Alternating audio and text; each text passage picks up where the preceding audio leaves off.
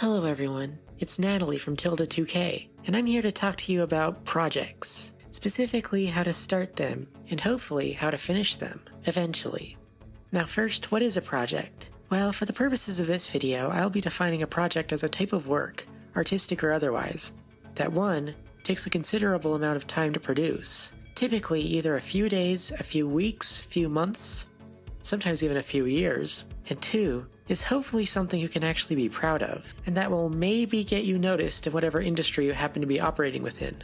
Though a project doesn't necessarily have to be seen by other people, it just has to have some kind of value to you, the artist, the one who has complete control over the project. And also, for this video, I'm assuming it's a solo project.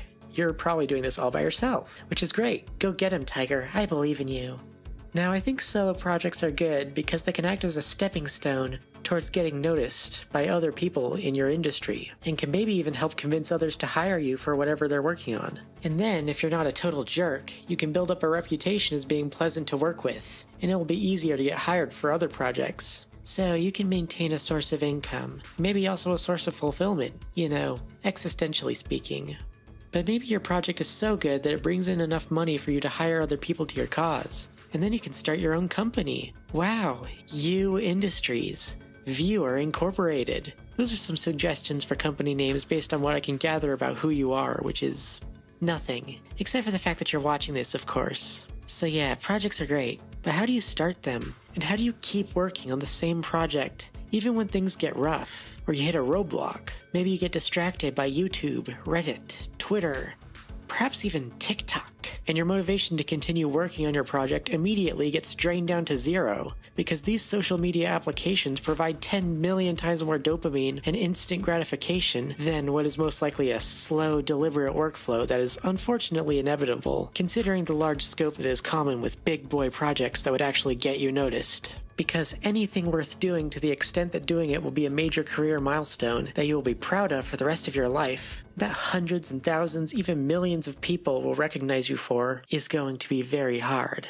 Now take notice of how you feel when I said very hard, because if you're like me and you hear the words very hard, you might instantly interpret those words as meaning impossible, or if you're so consumed by social media that you have an inverted value system, you might intuitively, and incorrectly, have developed the sense that everything worth doing is easy, and that things that are hard are not worth doing and will almost definitely result in failure, so why bother?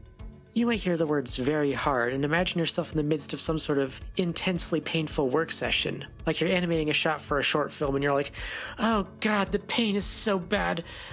Drawing animated lines gets like daggers to my heart. And then you're hyperventilating and it's like, I can't continue further, but I must.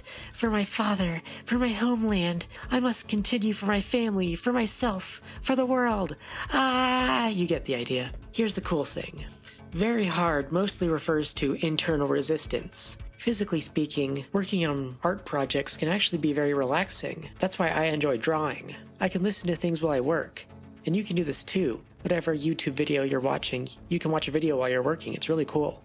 It's like you're procrastinating and being productive at the same time. The point is, things can be hard without being taxing. It's hard in the same way a puzzle game is hard. It takes mental work, but to say that your body can handle it is a gross understatement. You will be fine. So now that that little bit of encouragement is out of the way, let's move on to the more pressing questions that you might be asking. If you're like me, you clicked on this video, heard me giving this patronizing talk about, oh, drawing involves your hands, silly, it's easy to draw. You can listen to music while you draw. Pro tip. And you're like, oh, thanks, Buster Brown. I'm ready to go work on The Thief and the Cobbler now. Sayonara. Don't worry, I know. The reason I mentioned the obvious is because it turns out that there are people who may watch this video who legitimately didn't consider the fact that projects, even big projects, are not literally physically hard, and that they can definitely do them. In everything I've learned about mental health, there's like a ladder. You start with the body. Unclench your jaw, relax your shoulders, take a deep breath, count to 3, notice the objects around you, try to come up with a sentence about whatever you're looking at, like, oh, a clock. It's currently 9:11 p.m. Haha, George Bush reference. Desk. I got my desk from Amazon. Hey, I remember learning that the arrow in the Amazon logo goes from the A and points to the Z, because the company has products from A to Z. Wow, that's so clever. Good for you, Amazon. So now you might be thinking, well, okay, I've taken a deep breath. I feel okay. I'm not too depressed. What do I do to actually start my project? Do I start with the script, the storyboard, the voice acting? What's the most important thing to do first? Well, for me, I don't start with any of those things. I start with my brain. Again, patronizing, oh, it was so obvious. But let me explain. I don't generally work on anything until I come up with an idea that excites me. Now, there's a caveat to this. That's very important. If the thing that excites you is, like, money, like, oh wow, this idea will make me so rich, everyone will love me, I'll be such a talented artist, I'll have millions of subscribers, I'll have a global brand worth billions of dollars, merchandise, makeup line, everyone and their mother will have heard of me, I can cuddle a plush of my character every time I go to bed, girls will talk to me, boys will talk to me, shut up, be quiet for a second, hold that thought. Now, let me tell you something very important. If the thing that excites you about the project is the result of the project, if what's exciting to you is what happens after you're done with actually working on the project, then you need to take back for a second and reconsider things a bit. You need to start over. Because there's absolutely no way in hell that you, of all people, you who are motivated by greed and earthly desires, will suddenly magically have the ability to work on a massive project for months and years on end because, oh, there's potentially millions of dollars at the end of it. Oh, hoo hoo. You've already failed. And I don't want to mean like offensive or anything. I'm just trying to, I want to help you, okay? All I'm saying is that if you're focused on money, then you've, the future profit, you've removed yourself from the present and have placed yourself in a future that doesn't exist, where you've already succeeded and didn't have to do any of the actual work. You are thinking with your dopamine centers. You are using your social media brain instead of your actual thinking brain. You have done the mental equivalent of doing a Google search for how to earn $1 million instantly, and your brain has looked at that and gone, oh, the answer is simple. I will concoct a fantasy in which you have already earned all your millions. Retire gracefully, my sweet prince, and rest among your riches. I have no idea what that accent was. Jesus. Now, as eloquent as your brain was there, I mean, I don't know why your brain did that accent, but the point is that's not the solution. That's not how you finish projects.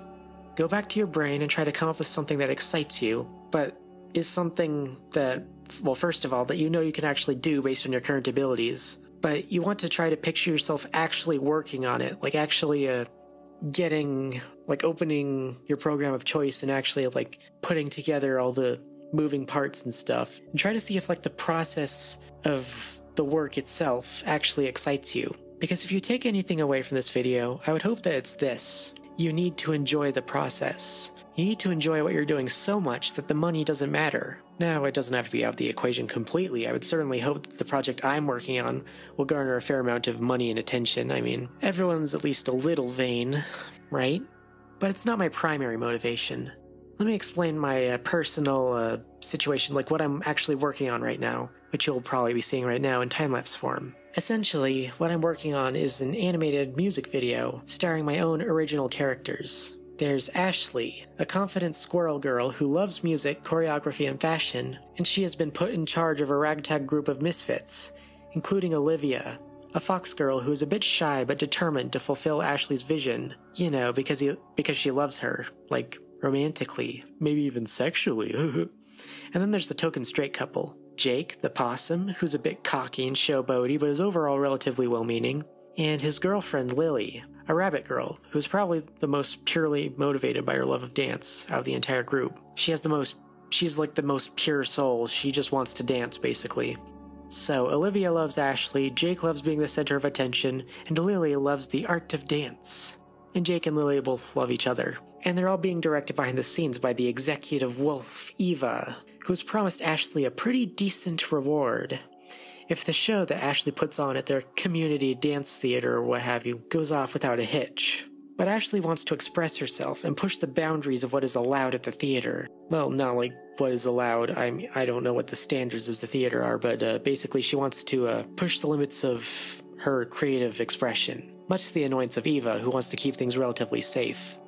And this is all just background lore for what is hopefully going to be a 3 to 4 minute musical number that is greatly inspired by songs in animated movies from the 80s and 90s, like Eye to Eye from a Goofy movie, and to a lesser extent, songs like Streets of Gold from Oliver and Company. Yeah, I know, the very famous Oliver and Company musical number with the singing dogs that... Basically, it's just an 80s bop sort of, yeah, because, like I said, I like that era of animation. But the animation and characters themselves, at least in this video that I plan working on, it's partly inspired by Space Jam, because Space Jam is, like, really colorful and stuff. I like the way the characters in that movie look. In fact, when I first came up with the character of Ashley, I based her design off of Lola Bunny, because, yeah, a hot rabbit girl, very cute. But over time, Ashley ended up becoming her own character. From the very beginning, I always pictured Ashley as sort of a faux 80s. And I say faux 80s because it's like, it's 80s, but it's like vaporwave 80s. It's like the 80s if it was like, instead of being like gray and brown or whatever, it's like actually like purple and pink and like glittery and pretty, and there's like 3D animated cars, grid patterns, synthwave, basically like 80s synthwave, like internet aesthetic, that sort of thing. Anyway, yeah, so the actual 80s, particularly animated movies in the 80s, were more scratchy and gray, kind of like Oliver and Company. But the 90s had the digital revolution, where people were more inspired because the Who Framed Roger Rabbit came out at the end of the previous decade and handed the animation industry's butts back to them on a silver platter because of how much better the animation and the story and everything was than its competition. And movies like a Goofy movie and Space Jam were very colorful and very culturally of their time. And the song I mentioned earlier, Eye to Eye, is very reminiscent of Jump by Van Halen, which is a song from 1982, while a Goofy movie came out in 1995. So that's the idea I have for my project. The song is like the 80s from the perspective of the 90s, and of course it's animated in the 2020s with the wonders of modern digital technology. And I do actually have a song put together in FL Studio. And I've also been doing voice training, trying to get my voice all sweet and effeminate, which I wish I could do for this video, but you're just gonna have to deal with my deep, sort of untrained voice, which I don't think is too bad, but I get kind of self-conscious about it. I'm pretty sure you can all relate to that. But yeah, I've been doing voice training, multiple takes, trying to actually have lyrics to go with the song, because music is like my other passion in addition to animation. And the only way I could really see myself going forward is if I wanted to somehow combine those two passions into like one thing, one project. Because I have definitely tried doing just music and just animation in the past, trying to like make a music career and stick to that, trying to just do animation, stick to that, because God forbid I be good at multiple things, right? But obviously I can never really stick to it. So working on a project that combines both of these things, it's the only way I can really see myself going forward, because I can't just pick one. And it's difficult trying to treat both of those sides of myself as like two separate things that I have to choose from. I feel like it's a good idea to bring both of those together into one project, but it has to be a more ambitious project. And I guess I've been thinking in terms of like, the problem is I've been thinking more in terms of like, how can I monetize it from like a social media perspective? Like I can either like churn out like pop bangers every other week, or I can churn out animations, drawings every other week. I did try that actually back in December. It didn't really do it for me. I don't know. It was fun, but just one of those things. It's just like, I am proud of the animations I've done, but I don't know, wasn't getting that many views. And like I said, money is, well, not money, like more just, attention, which I do crave attention. But yeah, it is a factor. I want to do something that I'm proud of and that hopefully will impress others. Like, wow, someone in their early 20s did that? Wow, that's so inspiring. I say it facetiously, but I genuinely got emotional over the idea that I could do something that people were genuinely, like, amazed by, and that that could inspire others. Because thinking of myself as, like, a force for good in the world is, like, kind of brings a tear to the old eye, Anyway, so an animated music video was how I, finally got out of my short-term money brain and actually came up with something that appealed to me purely from a process-oriented perspective. Because working on a song that will be animated and working on an animation that will be set to an original music, like, those are things I can keep in mind as I work on both of those things, that there'll be something to like back it up that will involve my other skills. That's like a very appealing idea to me. Also, the other trick I have to keep myself working on this project is actually the video that you're watching right now. Ooh, plot twist. I plan on documenting the process of working on this project on this channel. And I also have a Patreon where you can subscribe and get early access, behind the scenes, posts, all that good stuff.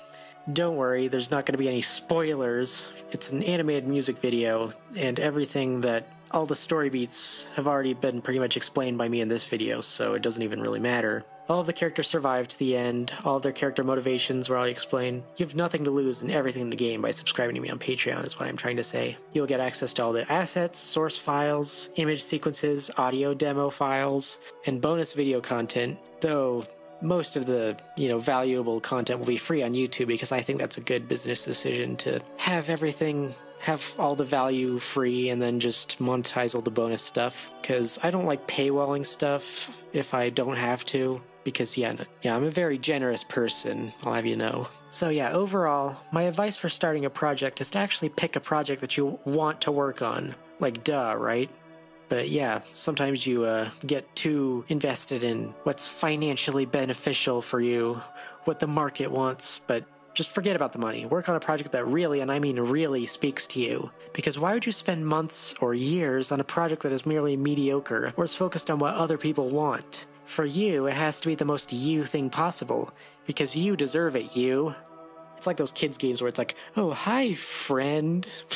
I don't know if you've played those. You grew up in the 2000s. But yeah, paradoxically, by not focusing on the money and focusing on delivering the highest quality product possible, you will probably earn more money and find more general success than if you were focused on the short term and tried scamming and swindling your way to victory by creating the most accessible media possible. That's the secret, by the way. To earn money, first you must abandon money. Forget about it. It won't serve you here. It will come when you've earned it.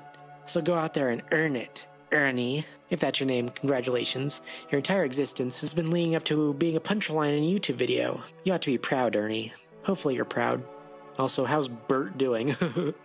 And then once you're working on the project, try and document it. You don't have to create a YouTube channel like I have. Maybe just create a journal or something. Something to hold on to remind you that yes, this is really happening, you're actually doing the thing you want to do, and you actually enjoy the process enough to hold yourself to it all the way to the end. And you can use the journal as a way to, pause and collect your thoughts and focus, get in touch with your emotions, all that good stuff. And you can treat each journal entry or each YouTube video as a rung on a ladder. Maybe you can challenge yourself to always have enough work done to fill up at least one paragraph or one 8-minute YouTube video. And that's an idea. Maybe try to motivate yourself by working until you've made just enough progress to be able to run mid-roll ads on a YouTube video that's going over what you've done. And then just repeat until you're rich. Easy. But all joking aside, you really do need to be able to, just breathe, You are, in fact, allowed to do other things while you work in your project. In fact, you are allowed to step away from the project for an extended period of time if that's what you need to do, as long as you eventually come back to it, and hopefully you're refreshed and reinvigorated, but if not, just try to do the most minuscule amount of progress possible, and keep going until you've built your energy back up. And remember, you are not stupid for being unable to work some days. You are a biological creature who is not too distant on the evolutionary line from your chimpanzee ancestors. Chimps gotta rest, and you are no exception. Enjoy your break, my monkey friend. You have earned it. Hopefully.